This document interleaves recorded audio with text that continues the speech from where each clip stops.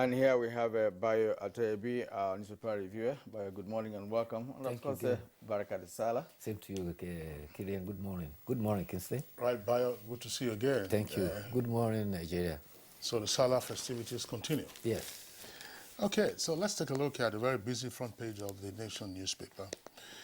From above the name flag, you have the following headlines. Electoral bill, that's the kicker. PDP accuses NCC of lying on oath. PDP accuses NCC of lying on oath. That's page 3. Buhari salutes gallant Air Force pilot. I don't know why that gallant is in inverted commas. Plane crash painful. Wasn't a plane crash really? It was shot down. Details on page 3. Cholera kills 44 in Jigawa and Enugu states. Ex-Kano Emir Sanusi leads Eid prayer in Kaduna. And below the nameplate, insecurity, let's seek God's intervention, says Abdul Salami, as the former military head of state.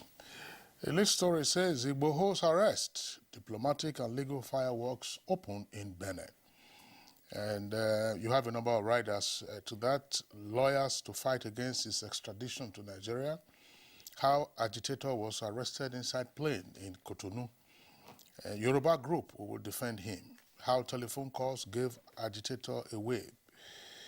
Ohaneze, that's the kicker, Kano and Igboho, products of injustice.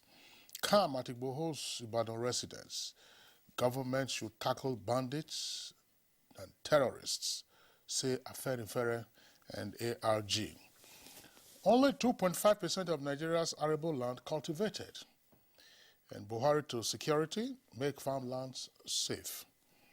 And you can see the president there addressing some members of the NYC when the members of the corps paid their Salah homage to the president at his residence in Daura. Now, the second lead story, which is right at the foot of the front page, says presidency and PDP open 2023 battle ahead of elections. You got it wrong on self-succession. APC tells opposition. Court declines to sack Uzodinma, and Malian president stabbed at Eid praying ground. Kieran. All right, now let's turn to the Daily Trust newspaper. Daily Trust newspaper. Banditry protect farmers to avoid famine. That's Sultan urges. That's on page 29. Bandits free 100 victims 40 days after. That's on page 8. Banks yet to meet CBN's threshold on female board management members in 7 years. The story is fully captured on page 14. Now the lead story, Buhari vows to fish out troublemakers as federal government moves to extradite Igboho. Now I had 4 riders to that.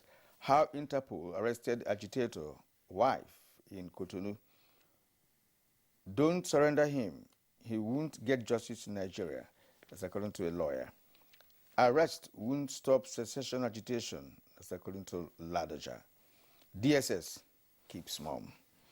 All right, below the photo story, of course, that's the youth corpus who visited the president in Daura. Now, Salah, celebrants flout COVID-19 protocols despite third wave threats. It's on page 4. Fresh crisis brews in Zamfara. APC as Yari rejects interim committee. The story is on page 26. Over 90 abducted FGC Yauri students still in captivity. It's on page 6. Abdul Razak, Saraki's supporters clash at Eid ground. That's in Kwara State. The story is on page 26 of the Daily Trust. Bayo. Thank you, Killian. Let's start with the Salah stories that have dominated the papers. President Muhammadu Buhari and his kitmen gathered at Kufar Arewa prayer ground in Daura to celebrate Eid yesterday. The Emir of Daura, Alhaji Umar Farouk, offered prayers for President Muhammadu Buhari and Nigeria. After the Eid prayers, the president received some members of the National Youth Service Corps on their primary assignments in Daura. In his remarks, the president said the NYSC has helped in promoting unity, and that it also helped in diversity of our culture and ethnic situation by exposing our youth to all sides of the country.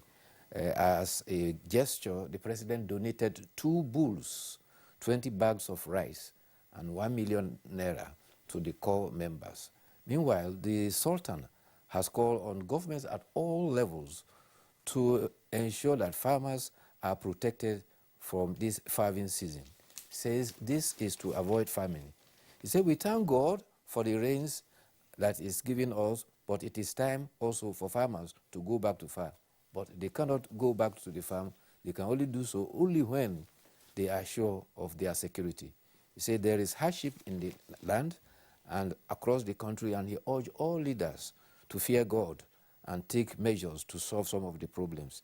He also urged all Nigerians to pray for peace, stability, and prosperity. At Mina, Governor Abubakar Bello called for prayers for peace and for security agents so that they can restore normalcy. Generals Ibrahim Babangida and Abdusalami Abubakar also urged bandits to desist from their ungodly acts. At Maiduguri, Governor Babagana Zulum was joined by many personalities, including the Inspector General of Police and the Sheikh of Borno at Eid Ground. The Chief Imam, Shetima Saleh, urged Muslims to pray for peace to return to Borno and the whole of Nigeria. But there's some successes by security operatives. The police in Zamfara have rescued 100 persons who were abducted early in June. This is after they have spent about 40 days with the bandits, especially in Dansado area of Maru local government area. The abducted were kept they were kept in Kabaru forest. Repentant bandits were said to have facilitated their rescue through mediation brokered by the Zamfara state government. And also in Imo State, a woman who was kidnapped at Amako here in Owerri North was rescued by Imo Police Command in Delta State. They arrested 3 suspects, and the 3 suspects led them to Tebegbe waterside in Delta State, where the kidnapped victims, Cornelia Oluebube, was rescued, and 3 other suspects were arrested. The victims have since been reunited with his family. There is a call by the spiritual father of the Cherubim and Seraphim, Reverend Samuel Abidoye, calling on citizens to pray for government and also to tackle insecurity in the country. He was speaking at Orile Igbo, where the spiritual father says that security challenges in the nation had gone beyond just the security agencies alone. Therefore, people must assist government at all levels and security personnel with vital information. He called on government to look into youth restiveness, the essence of poverty eradication, hunger, and prices of foodstuff that is escalating every day. He says it is beyond the common man, and he emphasized that even the rich are also crying. Meanwhile, there is concern expressed by the Chief of Staff to the President. Professor Ibrahim Gambari says that the President has interest to see to the end of the protracted communal clashes between Ofa and Erinle communities in Kwara State. Professor Gambari, who visited Ilorin, stressed that the inauguration of a high-powered committee of statesmen and diplomats to resolve the long-standing conflict at Government House Ilorin was a very good one. He says the initiative to resolve the issue by Governor Abdurrahman Abdulrazak is the best gift anyone could give to President Muhammadu Buhari. While thanking Governor Abdulrazak for the sense of duty and the historic steps to break the ice, the Chief of Staff called on all the 2 communities to agree to peace deals so that they can live peacefully together. This, he says, will ensure and emphasize the sobriquet of Kwara as a state of harmony. He said a bridge between the north and south that Kwara represents can only be consolidated with the peace from that place. The paramount ruler of Atiab, that is the Zango Kataf area, the people we call Kataf, actually they are their traditional name is Atia people, said Dominic Gamboya has called for ceasefire between Fulani and the Atia. In the statement he issued yesterday, the Agwan Atia, Dr. Dominic Gambo, said that we want warring parties to forgive one another. While congratulating Muslims in the chiefdom for the Eid Kabir, he called on his subjects, in the spirit of Eid celebration, to refrain from hostilities, remain calm, and allow peace to reign in his domain. He lamented that in the past 2 weeks, several villages have suffered series of attacks in the chiefdom. While calling on all tiers of government to strengthen security in the chiefdom, he also called on the chiefdom's elders, the chiefdom council, the elders, the districts and village heads, as well as the youth, to do all on their part to ensure that peace is ensured in the situation that it has encompassed the area. Meanwhile, at the National Assembly, the Petroleum Industry Bill will now have to undergo what has been described as due diligence by having the legal department of the National Assembly ensure that they harmonize the position of the both chambers. The clerk, the report says that it is only when this is ascertained by the clerk that the harmonized bill will be forwarded to the president for his assent. It is expected that soon after the Eid celebrations, by which time they have completed the authentication, the PIB will be sent to Mr. President for assent. Well, Bayo and Kirian, just two issues. One is on the front page, the other is on the inside from the Nation newspaper. There's a story here which I read earlier of the PDP accusing the NCC, that's the Communications Commission, of lying on oath with regard to the electronic transmission of results, how feasible. That's the point I would like to make, aside from the politics of it. The point is as follows. It's possible that many persons do not realize that you can lie under oath before a legislature and therefore you face prosecution. That's perjury. You can also commit contempt of the legislature and therefore you also face prosecution, for the contempt, or, straight away the presiding officer can order the sergeant at arms to commit you for contempt, that is in the face of the legislature itself. The same way, when you lie under oath, because if you appear before a legislature, you are governed by extant rules. So it is possible. I'm just saying this one in general so that persons realize. It's not as if I'm just going to the house, to go and say, yes, you can give information to the best of your knowledge, but where, of course, a person has lied is to say, look, you are aware of the true state of facts, and then you state facts otherwise than the true state of that they really are in. Yes, indeed. When you lie before a legislator, your qualified privilege is vitiated. Exactly. Because that's perjury. Yeah, but you see, the issue of a coverage of network has been controversial. If you recall, before the 2019 election, the INEC chairman made deliberate effort to ensure that the electronic transmission can be carried further. Before the election, he visited NCC and inquired about the status of coverage over the country. When he was told that several places were a dark spot where there was no reception, he followed up and went to the national NAGCOMSAT to see to what extent satellite will help remedy the situation. When that initiative were frustrated, that was why they abandoned the idea, and eventually the bill was not assented to, and that's how the electronic thing died.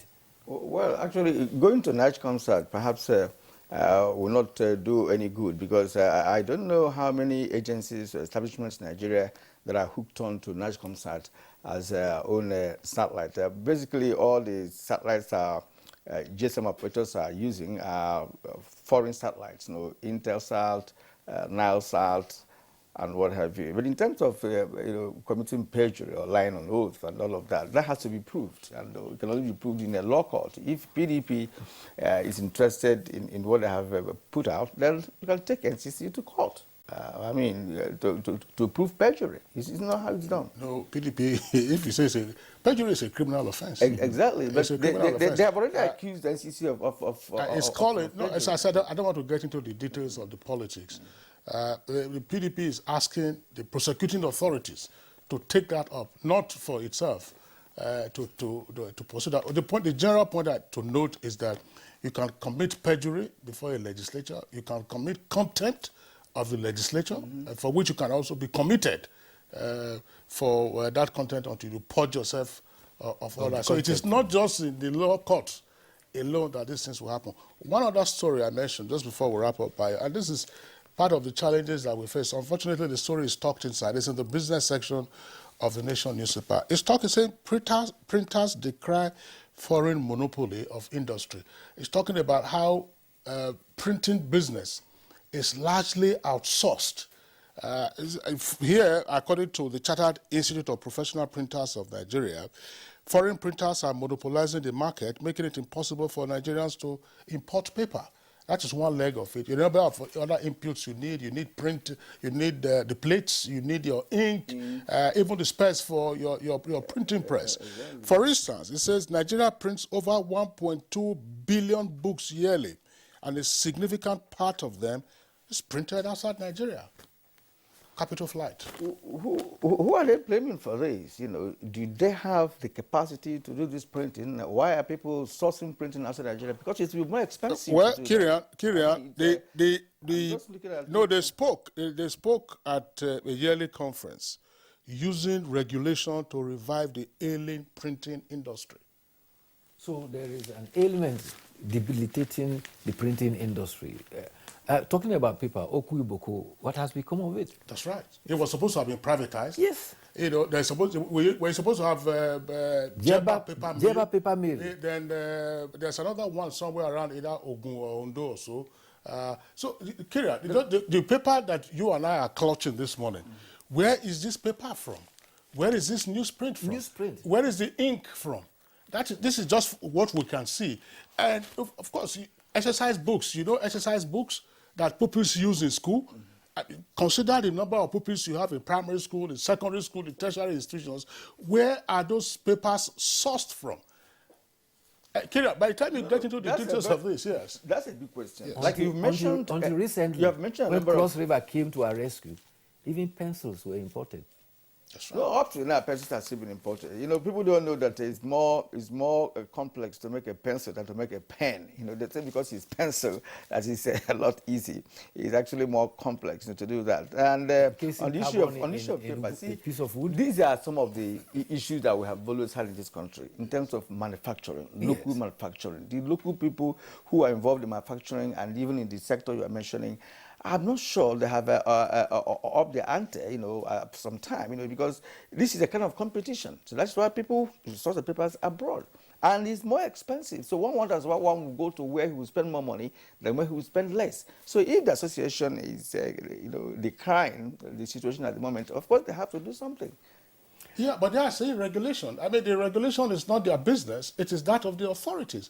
I mean, these are economic decisions. You don't have the capacity, we can't blame them. You don't have the capacity. What capacity for what? For them to be able to produce the papers that you require for printing in Nigeria if you don't have to import. You don't have the capacity to do that. I can attest that the quality of some of the printing they do in Nigeria is very high and can compete with others elsewhere. The challenges are just some of the inputs that have been put there. When I had the responsibility of heading an agency, our periodic magazine was printed here, and some people called to ask where I was printing it. They thought it was imported. It was printed here in Abuja. Here. All right, Bayo, well, I'm sure this is a matter that will continue to agitate us. We cannot be outsourcing our jobs. Thanks a lot for being around. Continue to enjoy the holidays, and we'll see you again tomorrow. It's Good Morning Nigeria, live on the network site.